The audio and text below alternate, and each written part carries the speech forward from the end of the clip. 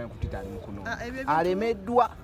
mperano oba mwenda mukazi omusada muleka amufune abalage lwaki mumusonsone temumufune ali yabiteeka ku Twitter yenyini n'abireeta mubireke ekyo bibye Valentine yawedde talina ali mu mpewo amumanyi ani simumanyi be mumuleka ida kuleeta akali mwana muto lwaki mumupapya mufuneyo kubeeyo b'okulembera abakoye nti be kale mwikirize ekyo tinekyo bana tumaze tugorole tugende babitegeera twaliringa tuliga lusoka nga muli wano emirimu giri gitya emirimu tuligitambuza tiimu yangu buli muntu abeeyo yalowooza ati obwami bwa palamenti bwangu kuba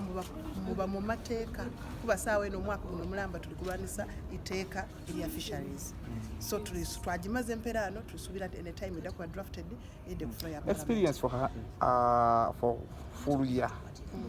expectations zo we wali ogenda ne wano wootuuse ziri zitya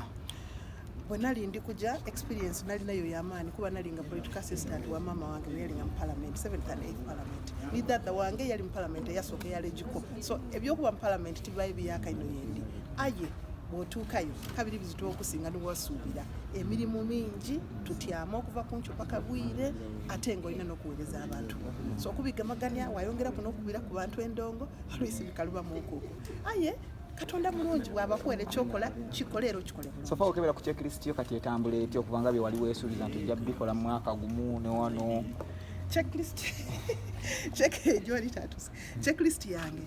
okuweereza abagweri ntandise era byenkola mbikola.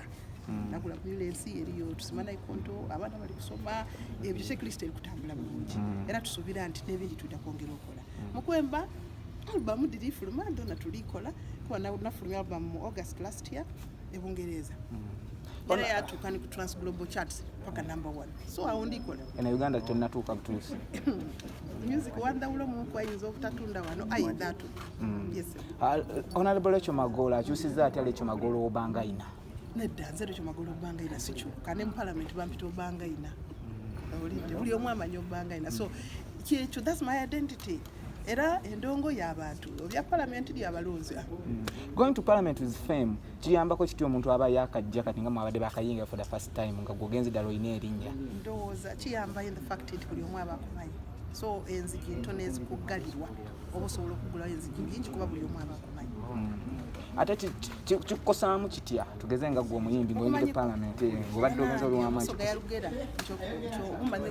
bukiro obuzira so toyinza kwanti okumanikwa is a problem no it's not 2020 ne 20 okuva twabalondera tubadde mu lockdown kati eggwanga baligula lukwalo lyabalonzi badde tusobola baccessinga bulungi abantu baba banja nnyo abantu twewaayo kuweereza abantu so nibo batubanda is their right kubanga batutumanga abakulembeze so kizito ayenga that's the responsibility of salawo tojja kuweereza abantu bwe ogumira buli kyoyagala criticism zibeera nnyingi uziyita kotya anti mperano ekyo okola kyosobola ebindi wabireka eri abasiima eri abatasiima ngaye bakati mudirya timubula ditaawa so you just do what you can Rachael Magoola petumanyi ng'omuyimbi eyakubanga Obangayina ku stage naazina nnyo nanyenyanya kati saazi oba omuperforminga ng'olimbaka parliament totyamu okulaba nga wenyenya binoga oba ate kati wano basuseewo tewali atamanyi nti ndi mudongo so wabanzinye nina okuweereza abampagira munnange nina okuweereza basapota kuba bo yetwava n'abantu sawano pera ntuvira onokweyongerayo bali tusobola kubeera birasobola obaweereza era nda kubaweereza omuziki tiko recording ankayirike nga tikasobola kutambula tinekyo nekyo oluganda n'olwo tikyo baba